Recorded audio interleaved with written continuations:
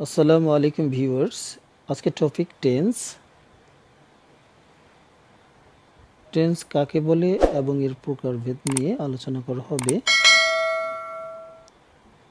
কোনো কাজ সম্পাদনের সময়কে টেন্স বা কাল বলে অথবা ক্রিয়ার কালকে টেন্স বলে। Examples: I eat rice present tense, বর্তমান সময় নির্দেশ করে। I eat rice past tense, verb অতীত সময়কে নির্দেশ করে। আই শ্যাল ইট রাইস বা ভবিষ্যৎ সময়কে নির্দেশ করে।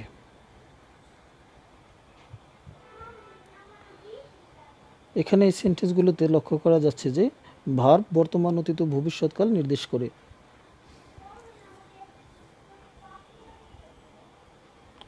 টেন্স প্রধানত তিন প্রকার, যথা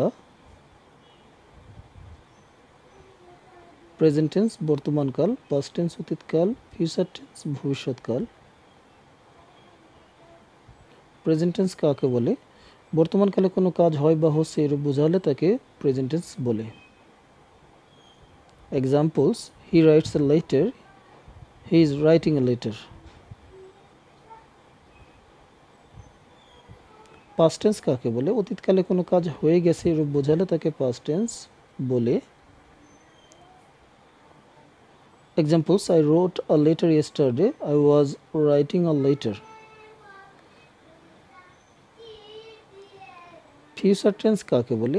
ভবিষ্যতে কোনো কাজ ঘটবে এরূপ বোঝালে তাকে ফিউচার টেন্স বলে।